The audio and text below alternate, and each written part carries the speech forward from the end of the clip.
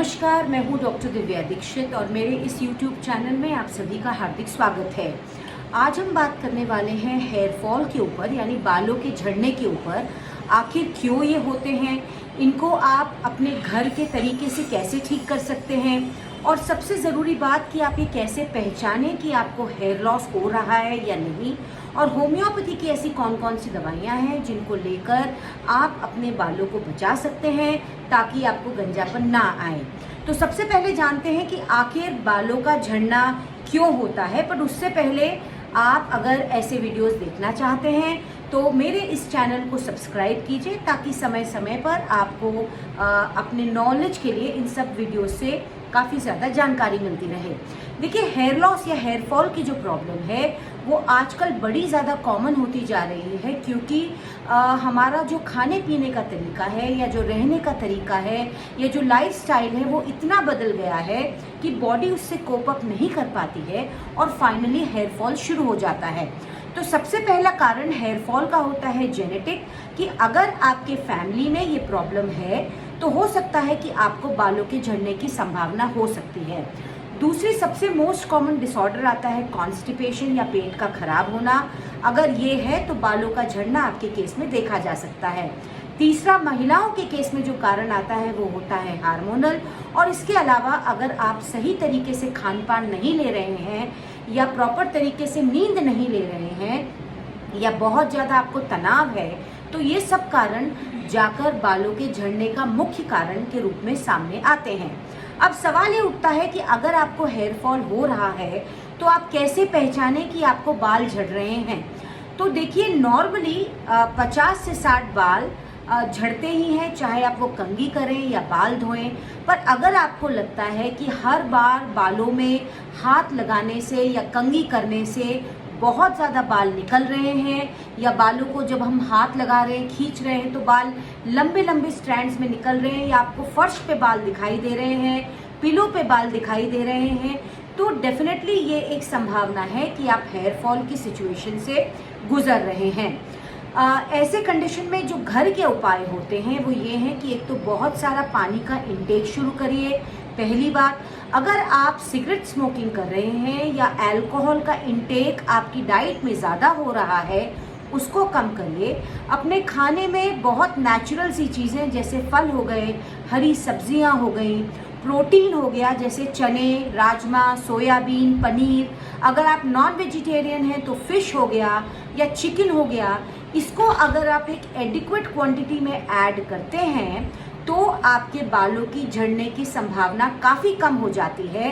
पर अगर आप लिवर की किसी भी समस्या से या किडनी की कोई समस्या है या डायबिटिक हैं तो इस मामले में ज़रूर अपने डॉक्टर से एक बार सलाह ले लें। जहाँ तक घर के उपाय का सवाल है तो आप ध्यान रखिए, एक तो गुनगुने पानी से बाल नहीं धोना है आपको। कोशिश कीजिए जो फिल्टर का पानी होता है या जो आरओ का पानी होता है आप बालों को उससे धोएं। अगर आपके घर में बोरिंग का पानी आ रहा है तो उस पानी को अवॉइड करें। बालों में कई बार देखा गया है कि लोगों के बाल झड़ते हैं तो वो तरह तरह के उपाय करते हैं कि बहुत सारे तेल लगा रहे हैं, कई लोग दही लगाते हैं। तो ऐसे उपायों से बचें।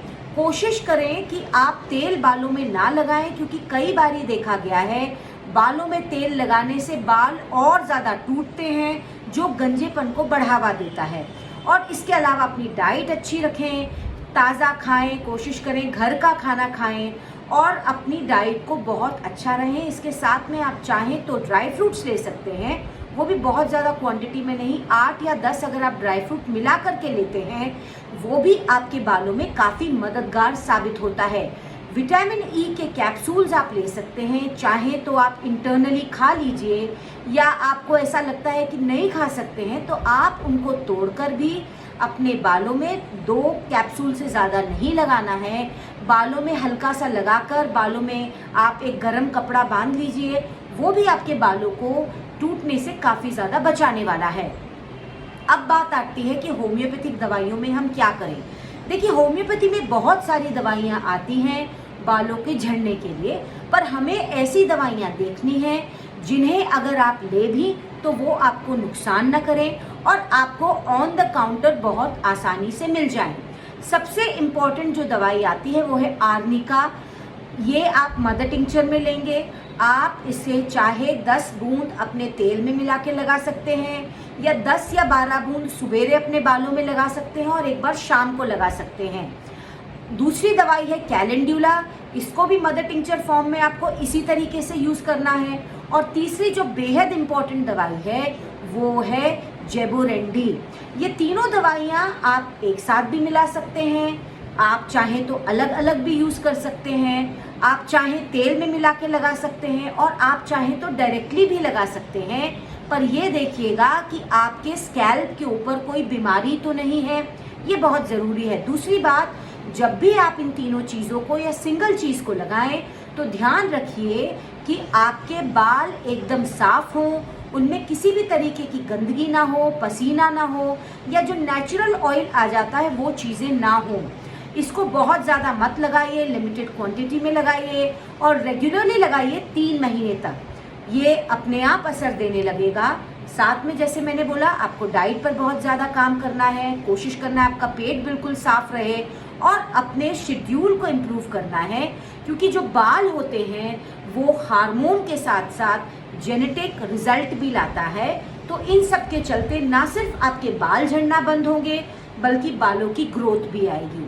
और अगर आपकी कोई क्वेरी है, आप मुझसे अपने क्वेश्चंस इस YouTube चैनल में पूछ सकते हैं। और आगे क्या एपिसोड्स और बनने चाहिए, ऐसी कौन सी चीज़ें हैं जिन पर आप चाहते हैं कि मुझे बात करनी चाहिए, तो ज़रूर मुझे बताइएगा। Thank you so much.